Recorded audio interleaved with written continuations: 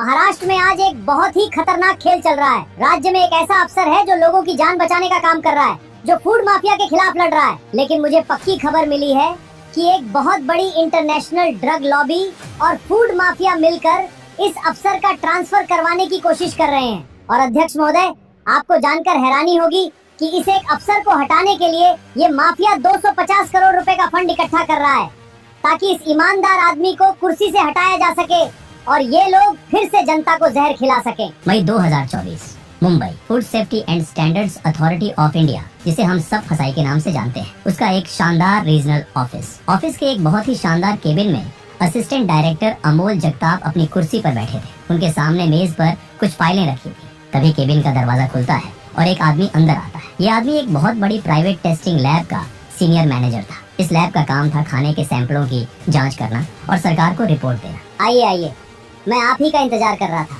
Sir, मैं सीधा काम की बात पर आता हूँ। हमारे वो जो पिछले महीने के बिल पास होने हैं, उनका क्या हुआ? बिल तो पास हो जाएंगे, लेकिन आपको तो पता है कि आजकल ऊपर तक कितना कुछ देना पड़ता है। बिना उसके फाइल आगे कैसे बढ़ेगी? मुझे पता है सर, मैं खाली हाथ नहीं आया हूँ। मैं 1,20,000 रुपए लाया हूँ। अब तो हमारे बिल पास हो जाएंगे ना? बिल पास समझे। और वो जो कुछ सैंपलों में दिक्कत आ रही थी, उनका क्या किया? अरे सर, वो सब हमने मैनेज कर लिया है।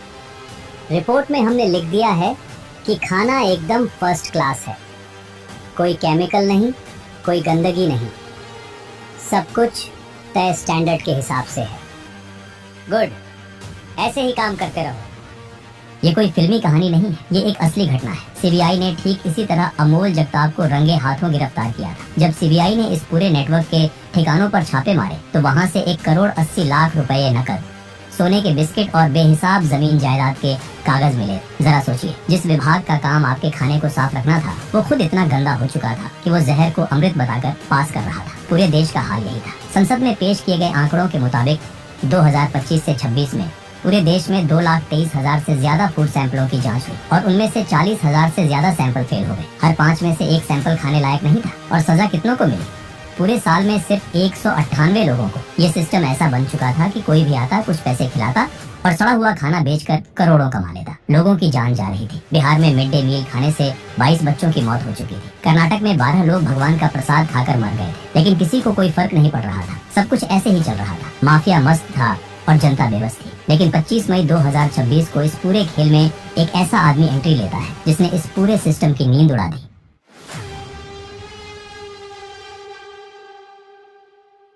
25 मई 2026 महाराष्ट्र एफडीए का हेडक्वार्टर। ऑफिस में सब कुछ आम दिनों जैसा था। तभी ऑफिस के बाहर एक सरकारी गाड़ी आकर रुकती है। गाड़ी से एक आदमी बाहर निकलता है। ये थे तुकाराम मुंडे। 21 साल की सर्विस और 25 बार ट्रांसफर। मुंडे सीधे कमिश्नर के केबिन में गए।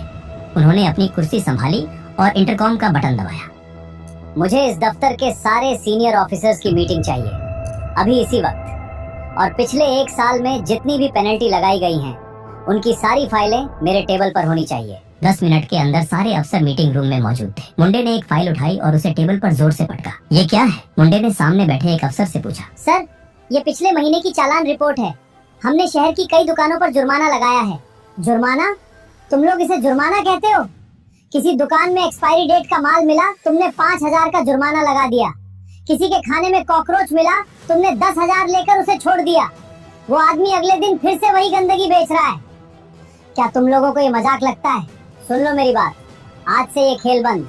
आज के बाद अगर किसी जगह पर लोगों की जान से खिलवाड़ होता हुआ मिला तो वहाँ जुर्माना नहीं लगेगा, वहाँ सीधा ताला लगेगा। और जो बाबू या इंस्पेक्टर बीच में पैसे खाने की कोशिश करेगा, मैं उसे सस्पेंड नहीं करूंगा, सीधे जेल भेजूंगा। मीटिंग खत्म, अपने अपने काम पर लग जाओ। मुंडे कोई हवा में बातें नहीं कर रहे थे। उनका पूरा करियर इसी तरह की कार्रवाइयों से भरा हुआ था। 1975 में महाराष्ट्र के बीड जिले के एक बहुत ही गरीब किसान परिवार में जन्मे मुंडे ने बचपन से ही संघर्ष देखा था। उन्होंने 10वीं क्लास तक खुद खेतों में मजदूरी की थी, कुएं खोदे थे, फसल मंडी में बेची थी। उन्होंने एमपीएसएससी की परीक्षा 3 बार दी और तीनों बार फेल हुए। चौथी बार वो पास हुए और 2004 में यूपीएसएससी में पूरे देश में 20वां रैंक हासिल किया। आईएएस बनने के बाद जब उनकी पहली पोस्टिंग सोलापुर में हुई तो ट्रेनिंग के दौरान ही उन्होंने एक ताकतवर नेता का इलीगल बार बंद करवा दिया था। नांदेड़ में रेत माफिया के खिलाफ ऐसा एक्शन लिया कि सरकार को उन्हें सुरक्षा देनी पड़ी। नासिक में पोस्टिंग के दौरान वो एक मंदिर गए थे वहाँ प्रसाद प्लास्टिक में दिया जा रहा था। उन्होंने आरती करने के तुरंत बाद मंदिर के अंदर ही इंस्पेक्शन चालू कर दिया था। उनके इस रवैये की वजह से हर बार उनका ट्रांसफर कर दिया जाता। 25 बार उन्हें एक कुर्सी से उठाकर दूसरी कुर्सी पर फेंका गया, लेकिन वो कभी नहीं बदले। और अब ये आदमी उस विभाग में आ चुका था जिसका सीधा ताल्लुक 12 करोड़ लोगों की सेहत से था। 10 जून 2026 FDA ऑफिस। तुकाराम मुंडे अपनी एक स्पेशल टीम के साथ एक बहुत ही अहम मीटिंग कर रहे थे। उन्होंने शहर के अलग अलग हिस्सों से दूध के सैंपल मंगवाए थे और उन सब की लैब रिपोर्ट उनके सामने रखी थी। सर, रिपोर्ट बहुत ही डरावनी है। हमने जो 50 सैंपल उठाए थे उनमें से 40 सैंपल पूरी तरह से फेल हैं। उनमें फैट की मात्रा बिल्कुल नहीं है। लेकिन सबसे खतरनाक बात यह है कि उनमें कुछ ऐसे केमिकल मिले हैं जो दूध में होने ही नहीं चाहिए। ये केमिकल क्या करते हैं? सर, ये सीधा कैंसर करते हैं। अगर कोई बच्चा ये दूध लगातार पी ले तो उसकी किडनी कुछ ही सालों में पूरी तरह से खराब हो जाएगी। ये लोग यूरिया, वॉशिंग पाउडर और घटिया तेल मिलाकर दूध बना रहे हैं। ये दूध की मिलावट नहीं है, ये मास मर्डर की तैयारी है। ये लोग हर सुबह हमारे घरों में जहर भेज रहे हैं। ये सप्लाई कहां से आ रही है? सर, ये सप्लाई छोटे ठेले वालों से नहीं आ रही है। इसके पीछे एक बहुत बड़ा सिंडिकेट है। ये शहर के बाहर कुछ सुनसान गोदामों से ट्रकों में भरकर आता है। लेकिन दिक्कत यह है कि इनके नेटवर्क बहुत मजबूत हैं। हम जैसे ही किसी गोदाम की तरफ बढ़ते हैं उन्हें पहले ही खबर मिल जाती है और वो सब साफ कर देते हैं। खबर इसलिए मिलती है क्योंकि हमारे ही दफ्तर के लोग उन्हें फोन करते हैं। लेकिन आज रात ऐसा नहीं होगा। आज रात जो रेड होगी उसकी जानकारी किसी भी लोकल पुलिस स्टेशन को नहीं दी जाएगी। आप लोग अपने फोन अभी इसी टेबल पर रख दीजिए। रात के 2 बजे मुंडे खुद अपनी टीम के साथ बिना बत्ती वाली गाड़ियों में निकल पड़े। वो सीधे छत्रपति संभाजी नगर के बाहरी इलाके में पहुंचे। वहाँ एक बहुत बड़ा टिन शेड का गोदाम था। बाहर से कोई बोर्ड नहीं था, कोई रोशनी नहीं। ऐसा लग रहा था जैसे कोई कबाड़खाना हो। टीम ने गोदाम का ताला तोड़ा और अंदर घुस गई। अंदर का नजारा देखकर अच्छे अच्छे अफसरों के पसीने छूट गए। गोदाम के अंदर कोई गाय या भैंस नहीं थी। वहाँ सिर्फ बड़ी बड़ी मशीनें लगी हुई। फर्श पर सफेद रंग का केमिकल फैला हुआ था जिससे बहुत ही तेज बदबू आ रही थी। एक तरफ ड्रमों में कुछ ऐसा लिक्विड रखा था जो देखने में बिल्कुल दूध जैसा लग रहा था। कुछ लोग वहाँ खड़े होकर सफेद पाउडर को पानी में मिला रहे थे और उसमें ऊपर से एक खास तरह का तेल डाल रहे थे जिससे उसमें झाग बन सके। गोदाम का मैनेजर जो एक कोने में बैठा हिसाब कर रहा था वो हड़बड़ाकर खड़ा हो गया। आप लोग कौन हैं? अंदर कैसे आए? आपको पता है ये किसका गोदाम है? मुझे इससे कोई मतलब नहीं है कि ये गोदाम किसका है। मुझे बस इतना पता है कि तुम लोग मौत का सामान बना रहे हो। सर, मैं अभी विधायक जी से बात करवाता हूँ, सब कुछ सुलझ जाएगा। मुंडे ने आगे बढ़कर उस मैनेजर के हाथ से फोन छीन लिया और उसे दीवार पर दे मारा। फोन के टुकड़े टुकड़े हो गए। विधायक जी तुम्हें बचाने नहीं आएंगे। आज रात से ये जगह सील है और तुम सीधा पुलिस स्टेशन जा रहे हो। टीम ने तुरंत केमिकल की किट निकाली और वहीं मौके पर जांच शुरू की। कुछ ही मिनटों में टेस्ट ट्यूब का रंग लाल हो गया। सर, इसमें भारी मात्रा में यूरिया और डिटर्जेंट है। ये पूरी तरह से सिंथेटिक है। इसमें दूध का एक कतरा भी नहीं है। सब कुछ सीज कर लो, एक भी बूंद बाहर नहीं जानी चाहिए। अगले कुछ दिनों में जो हुआ उसने पूरे महाराष्ट्र के फूड माफिया की कमर तोड़कर रख दी। मुंडे की टीम ने एक के बाद एक ऐसे दर्जनों गोदामों पर छापे मारे। 2 महीने के भीतर 1.5 लाख लीटर नकली दूध और 35 टन मिलावटी पनीर सड़कों पर बहा दिया गया। हजारों किलो नकली घी जो सड़े हुए जानवरों की हड्डियों से बनाया जा रहा था उसे जब्त कर लिया गया। बाजार का हाल ये हो गया कि अचानक से दुकानों से दूध और पनीर गायब हो गया, क्योंकि जो असली सप्लायर थे वो डिमांड पूरी नहीं कर पा रहे थे और जो नकली सप्लायर थे वो मुंडे के डर से अंडरग्राउंड हो चुके थे। माफिया को पहली बार समझ में आया कि इस बार उनका पाला किसी आम बाबू से नहीं बल्कि एक ऐसे आदमी से पड़ा है जो उनके पैसों से नहीं खरीदा जा सकता। दूध के बाद मुंडे की नजर एक और बड़े माफिया पर पड़ी, गुटखा और पान मसाला। महाराष्ट्र में गुटखा और तंबाकू वाले पान मसाले पर पूरी तरह से बैन था, लेकिन ये बैन सिर्फ कागजों पर था। असलियत ये थी कि हर पान की दुकान, हर गली के नुक्कड़ पर यह जहर खुलेआम बिक रहा था। इसके पीछे कई हजार करोड़ का कारोबार था। मुंडे ने अपने ऑफिस में एक अलग टास्क फोर्स बनाई। इस टास्क फोर्स का काम सिर्फ और सिर्फ गुटखा माफिया को खत्म करना था। मुझे छोटी दुकानों पर 20-20 पैकेट पकड़ने का शौक नहीं है। अगर एक पान वाले को पकड़ोगे तो वो 500 रुपए जुर्माना देकर छूट जाएगा। हमें वो डिस्ट्रीब्यूटर चाहिए जो ट्रकों में भरकर ये माल दूसरे राज्यों से यहाँ लाते हैं। टास्क फोर्स ने अपना जाल बिछाया। मुखबिरों से जानकारी जुटाई गई और फिर एक साथ पूरे राज्य में ऑपरेशन शुरू हुआ। पहले ही 7 दिन में मुंडे की टीम ने 203 जगहों पर ताबड़तोड़ छापे मारे। 86 बड़े गोदामों पर ताला लगा दिया गया और 102 लोगों को गिरफ्तार कर लिया गया। ये कोई छोटी मोटी कार्रवाई नहीं थी।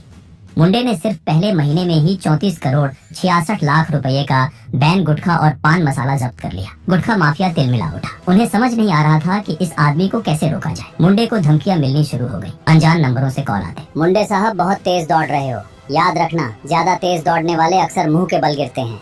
अपनी बीवी बच्चों का ख्याल रखो, धंधे में टांग मत अड़ाओ। धमकियों का मुंडे पर उल्टा असर हुआ। उन्होंने एक ऐसा फैसला लिया जिसने पूरे गुटखा सिंडिकेट में हड़कंप मचा दिया। ये जो गुटखा माफिया है, ये कोई छोटे मोटे व्यापारी नहीं है, ये ऑर्गेनाइज्ड क्राइम कर रहे हैं। इनके खिलाफ मकोका की तैयारी करो। MCOCA, Maharashtra control of organised crime act. ये वो कानून था जो पुलिस बड़े बड़े आतंकवादियों और दाऊद इब्राहिम जैसे अंडरवर्ल्ड डॉन पर लगाती थी। इस कानून में अगर कोई अंदर जाता है तो उसे आसानी से बेल नहीं मिलती। मुंडे ने साबित कर दिया कि वो फूड अडल्ट्रेशन को एक छोटा अपराध नहीं बल्कि हत्या की साजिश मानते हैं। जुलाई का महीना आते आते मुंडे का खौफ पूरे राज्य में फैल चुका था। छोटे मोटे व्यापारी तो अपनी दुकानें खुद ही साफ करने लगे थे, लेकिन मुंडे का सबसे बड़ा शिकार अभी बाकी था। 24 जुलाई 2026, the cricket club of India. Mumbai की वो जगह है जहां मेंबरशिप लेने के लिए लोग सालों इंतजार करते हैं।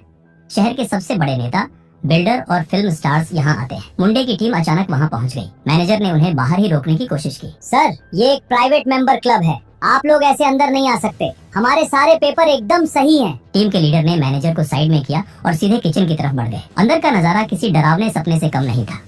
वो जगह जहाँ प्लेट की कीमत हजारों में होती थी, वहाँ सफाई सड़क के ढाबे से भी बदतर थी। एक इंस्पेक्टर ने एक बड़े से फ्रिज का दरवाजा खोला।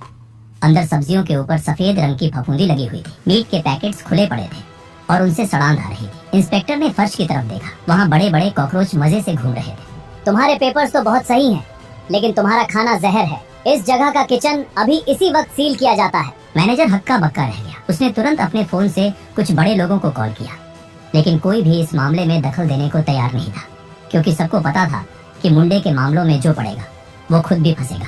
उसी दिन मुंबई के 5 सबसे बड़े और नामी क्लब्स के लाइसेंस सीधे तौर पर सस्पेंड कर दिए गए। इनमें MIG cricket club, RK Juhu Gymkhana, Aparna Juhu Gymkhana और वेलिंगटन कैथोलिक जिमखाना शामिल थे। मलाड वेस्ट का गोरेगांव स्पोर्ट्स क्लब तो बिना किसी फूड लाइसेंस के ही चल रहा था। उसे तुरंत ताला लगा दिया गया। इसके बाद FDA की टीम उन जगहों पर पहुंची जिन पर पीढ़ियों से लोग आंख बंद करके भरोसा करते थे। 110 साल पुरानी पारसी डेयरी फार्म, ये जगह अपने शुद्ध दूध और मिठाइयों के लिए जानी जाती थी, लेकिन जब इंस्पेक्शन हुआ तो वहाँ भी भयंकर गंदगी मिली।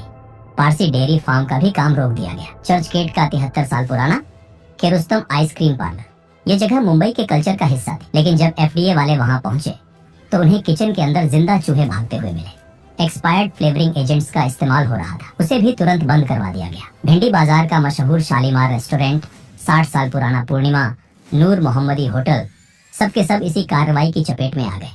एक बहुत बड़े मीडिया चैनल ने मुंडे का इंटरव्यू लिया। एंकर ने तीखे सवाल किए। मुंडे सर, आप जिन जगहों को बंद कर रहे हैं वो मुंबई की विरासत हैं। लोग वहाँ सालों से जा रहे हैं। क्या आपको नहीं लगता कि आप बहुत ज्यादा सख्त हो रहे हैं? क्या आप उन्हें सुधरने का एक मौका नहीं दे सकते थे? विरासत का मतलब ये नहीं होता कि आप लोगों को गंदगी परोसने लगे। पुराना होने का मतलब ये नहीं है कि आप कानून से ऊपर हो गए हैं। अगर किसी आम ढाबे में चूहे मिलते हैं तो हम उसे बंद कर देते हैं, तो फिर बड़े क्लब या 70 साल पुराने पार्लर को छूट क्यों मिलनी चाहिए? लोगों की सेहत से कोई कॉम्प्रोमाइज नहीं होगा। अगर गंदगी मिलेगी तो ताला लगेगा, बस। इस एक बयान ने पूरे फूड इंडस्ट्री में भूचाल ला दिया। जिन रेस्टोरेंट्स को लगता था कि वो VIP हैं, उनकी रातों की नींद उड़ गई। अब उन्हें डर सिर्फ चालान का नहीं था, उन्हें डर था कि अगर मुंडे की टीम आ गई तो उनका वो नाम मिट्टी में मिल जाएगा जो उन्होंने सालों में बनाया था। रातों रात रेस्टोरेंट्स में सफाई अभियान शुरू हो गए। जो कुक कल तक पसीने से सने हाथों से खाना बनाते थे, वो आज सिर पर कैप और हाथों में ग्लव्स पहनकर काम कर रहे थे। ये बदलाव मुंडे के छापे से नहीं आया था, ये बदलाव मुंडे के नाम के खौफ से आया था। 24 जून 2026 महाराष्ट्र विधानसभा का मानसून सत्र चल रहा था। सदन में कई विधायक मौजूद थे। तभी NCP के एक बहुत ही सीनियर विधायक जितेंद्र आव्हाड अपनी कुर्सी से खड़े हुए। उन्होंने स्पीकर से बोलने की इजाजत मांगी। अध्यक्ष महोदय, महाराष्ट्र में आज एक बहुत ही खतरनाक खेल चल रहा है। राज्य में एक ऐसा अफसर है जो लोगों की जान बचाने का काम कर रहा है, जो फूड माफिया के खिलाफ लड़ रहा है। लेकिन मुझे पक्की खबर मिली है कि एक बहुत बड़ी इंटरनेशनल ड्रग लॉबी और फूड माफिया मिलकर इस अफसर का ट्रांसफर करवाने की कोशिश कर रहे हैं। और अध्यक्ष महोदय, आपको जानकर हैरानी होगी कि इस एक अफसर को हटाने के लिए ये माफिया 250 करोड़ रुपए का फंड इकट्ठा कर रहा है, ताकि इस ईमानदार आदमी को कुर्सी से हटाया जा सके और ये लोग फिर से जनता को जहर खिला सकें। 250 करोड़ ये कोई छोटी रकम नहीं। ये रकम इस बात का सबूत थी कि मुंडे ने जिस माफिया की पूंछ पर पैर रखा था वो कितना बड़ा और कितना ताकतवर था। ये देश की सबसे बड़ी होटल और रेस्टोरेंट एसोसिएशंस ने अपनी पूरी लॉबी मुंडे के खिलाफ खड़ी कर दी। HRAWI, NRAI और AHAR जैसी बड़ी संस्थाओं ने सीधे प्रधानमंत्री नरेंद्र मोदी और मुख्यमंत्री देवेंद्र फडणवीस को एक लंबी चौड़ी चिट्ठी लिख दी। हम राज्य की अर्थव्यवस्था में बहुत बड़ा योगदान देते हैं, लेकिन FDA के कमिश्नर तुकाराम मुंडे हमारे व्यापार को खत्म कर रहे हैं। इन एसोसिएशंस ने दो बहुत ही अजीब सी मांगे रखी। पहली मांग, लाइसेंस को सीधे सस्पेंड मत कीजिए। अगर किसी रेस्टोरेंट में कोई कमी पाई जाती है तो उसे इम्प्रूवमेंट नोटिस दिया जाए। उसे सुधरने के लिए 15 से 30 दिन का समय दिया जाए। इस मांग का सीधा सा मतलब था कि अगर आप हमें जहर बेचते हुए पकड़ लें तो हमें तुरंत बंद मत कीजिए, हमें थोड़ा समय दीजिए ताकि हम फिर से जुगाड़ बिठा सकें। दूसरी मांग, अगर किसी रेस्टोरेंट पर कार्रवाई होती है तो उसका नाम मीडिया और पब्लिक में उजागर ना किया जाए। नेम एंड शेम की पॉलिसी बंद की जाए। ये मांग बताती थी कि इन बड़े होटल्स को असल डर किस बात का था। उन्हें जुर्माने के पैसे देने से कोई दिक्कत नहीं थी, उन्हें सस्पेंशन से भी ज्यादा दिक्कत नहीं थी। उनका सबसे बड़ा डर ये था कि अगर पब्लिक को पता चल गया कि उनके महंगे रेस्टोरेंट के किचन में मरे हुए चूहे पड़े हैं तो लोग उनके यहाँ आना हमेशा के लिए बंद कर देंगे। वो अपनी ब्रांड इमेज बचाना चाहते थे, भले ही उसके पीछे लोगों को कैसा भी खाना परोसा जाए। 3 जुलाई 2026 नवी मुंबई के एक बहुत ही बड़े और महंगे 5 star hotel Park Inn by Radisson का लाइसेंस मुंडे की टीम ने सस्पेंड कर दिया था। वजह थी उनके किचन में मिली भयानक गंदगी। होटल मैनेजमेंट ने इस सस्पेंशन के खिलाफ सीधे बॉम्बे हाई कोर्ट में अपील कर दी। होटल के वकील ने बहुत ही सधे हुए लहजे में शुरुआत की। माय लॉर्ड, FDA की ये कार्रवाई पूरी तरह से तानाशाही है। हमारा होटल इंटरनेशनल स्टैंडर्ड्स को फॉलो करता है। हमारा कंप्लायंस स्कोर 95% से भी ज्यादा है। हम हर नियम का पालन करते हैं। FDA टीम को सिर्फ हमारी एक डिश के अंदर 2 छोटे कीड़े मिले और उन्होंने क्या किया? उन्होंने हमारा पूरा होटल, हमारा पूरा लाइसेंस सस्पेंड कर दिया। ये सजा अपराध से कहीं ज्यादा बड़ी है। जज साहब ने पूरी बात को बहुत ही ध्यान से सुना। उन्होंने सरकारी वकील की तरफ देखा और कहा, वकील साहब, हम इंडिया में रहते हैं, हमें चीजों को लेकर थोड़ा रियलिस्टिक रुख अपनाना पड़ेगा। अगर पूरे होटल का स्कोर 95% है तो सिर्फ 2 कीड़ों के लिए पूरा लाइसेंस रोक देने की क्या जरूरत है? क्या ये कदम बहुत ज्यादा सख्त नहीं है? सरकारी वकील ने बहुत ही मजबूती से कहा, अगर आज हमने ये तय कर दिया कि इंडिया में 2 कीड़े चल जाते हैं तो कल कोई दूसरा होटल आकर कहेगा कि 4 कीड़े भी चल जाते हैं। हम लाइन कहाँ खींचेंगे? खाने की सुरक्षा में कोई परसेंटेज नहीं होता। या तो खाना साफ है या फिर वो जहर है, और ये जहर था। माय लॉर्ड, सवाल ये नहीं है कि कीड़े 2 थे या 10 थे। सवाल ये है कि फूड सेफ्टी के मामले में हम कॉम्प्रोमाइज कहाँ कर रहे हैं। बहस बहुत लंबी चली, लेकिन कोर्ट ने उस दिन होटल के पक्ष में फैसला सुनाते हुए वो सस्पेंशन रद्द कर दिया। ये फूड माफिया के लिए एक बहुत बड़ी जीत थी। उन्हें लगा कि अब वो अदालत के सहारे मुंडे के हर ऑर्डर को चुनौती दे सकते हैं। सुनवाई के दौरान जज ने तंज कसते हुए तुकाराम मुंडे से पूछ लिया, आप लोग सिर्फ प्राइवेट रेस्टोरेंट्स पर ही इतना जोर क्यों दिखाते हैं? क्या कभी गवर्नमेंट ऑफिस का कैंटीन का खाना जाकर देखा है कि वहाँ क्या पक रहा है? इसके बाद अगले ही दिन FDA की टीम बिना किसी को बताए हाई कोर्ट के अंदर पहुंच गई। उन्होंने सीधे हाई कोर्ट की कैंटीन का इंस्पेक्शन शुरू कर दिया। वहाँ भी भारी अनियमितताएं मिली और बिना किसी डर के FDA ने हाई कोर्ट के अंदर मौजूद कैंटीन पर भी ताला लगा दिया। 250 करोड़ रुपए का फंड तैयार था। नेताओं पर दबाव बनाया जा रहा था। होटल्स की लॉबी अपना काम कर रही थी। अदालत से भी कुछ फैसले खिलाफ आ चुके थे। सबको लग रहा था कि अब तुकाराम मुंडे का 26वां ट्रांसफर पक्का है। 1-2 दिन में ऑर्डर आ जाएगा और वो किसी ऐसी जगह भेज दिए जाएंगे जहां वो किसी का कुछ नहीं बिगाड़ पाएंगे। लेकिन जैसे ही ये खबर फैली कि मुंडे को हटाने की साजिश हो रही है, पूरा महाराष्ट्र सड़कों पर उतर आया। आम जनता जो रोज मिलावटी खाना खाकर बीमार हो रही थी, उसे पहली बार कोई ऐसा अफसर दिखा था जो उनके लिए लड़ रहा था। पुणे की सड़कों पर अखिल भारतीय ग्राहक पंचायत ने एक बहुत बड़ा सिग्नेचर कैंपेन शुरू कर दिया। चौराहों पर बड़े बड़े बैनर लग गए। हजारों लोग अपनी गाड़ियां रोककर उन कागजों पर दस्तखत कर रहे थे। मंगलवेदा नाम के इलाके में तो लोगों ने सड़क पर मुंडे की बड़ी सी तस्वीर रखी और उस पर असली दूध चढ़ाना शुरू कर दिया। सोशल मीडिया पर सिर्फ मुंडे का नाम ट्रेंड कर रहा था। लोग लिख रहे थे, हमें अपना सिंघम वापस चाहिए। इस आदमी को पूरे देश का फूड रेगुलेटर बना दो। जनता का ये दबाव इतना ज्यादा था कि जो नेता कल तक मुंडे को हटाने की लॉबी का हिस्सा थे, वो अब अपने ही वोट बैंक को खिसकता हुआ देख रहे थे। महाराष्ट्र असेंबली में एक अजीब सा नजारा देखने को मिला। वो नेता जो हर मुद्दे पर एक दूसरे से लड़ते थे, वो आज मुंडे के समर्थन में एक साथ खड़े हो गए। सुधीर मुनगंटीवार, नाना पटोले, रईस शेख और प्रशांत बाम सबने एक ही सुर में कहा कि इस अफसर का ट्रांसफर नहीं होना चाहिए। शिवसेना के एक विधायक ने तो स्पीकर के सामने जाकर बोल दिया, इनका ट्रांसफर इनके रिटायरमेंट तक मत करो, हमें ऐसे ही अफसर चाहिए। आखिरकार जनता के दबाव के आगे 250 करोड़ रुपए का फंड भी हार गया। एफडीए मंत्री नरहरी झिरवाल को खुद सदन में खड़े होकर ये आधिकारिक बयान देना पड़ा। मैं इस सदन और महाराष्ट्र की जनता को ये भरोसा दिलाता हूँ कि तुकाराम मुंडे का कोई ट्रांसफर नहीं होगा, वो वहीं रहेंगे और अपना काम करते रहेंगे। ये सिर्फ एक अफसर की जीत नहीं थी, ये इस बात की जीत थी कि अगर कोई इंसान सिस्टम के अंदर रहकर ईमानदारी से लड़ने की ठान ले तो सिस्टम को उसके सामने झुकना ही पड़ता है। आज महाराष्ट्र एफडीए के पास कुल मिलाकर सिर्फ 350 फूड इंस्पेक्टर हैं और 60 ड्रग ऑफिसर्स हैं, जबकि मुंडे खुद बताते हैं कि 12 करोड़ की आबादी वाले राज्य के लिए उन्हें कम से कम 2100 अफसरों की जरूरत है। ये विभाग अपनी जरूरत के छठे हिस्से से भी कम स्टाफ पर चल रहा है, लेकिन मुंडे ने मात्र 2 महीने में ये साबित कर दिया कि असली दिक्कत स्टाफ की कमी नहीं, असली दिक्कत नियत की कमी थी। अगर आपके पास हजारों अफसर हैं लेकिन वो सारे भ्रष्ट हैं तो कुछ नहीं बदलेगा, लेकिन अगर आपके पास कुछ गिने चुने अफसर हैं और उनका लीडर एक ऐसा इंसान है जो बिकता नहीं है तो वो पूरे राज्य का नक्शा बदल सकता है।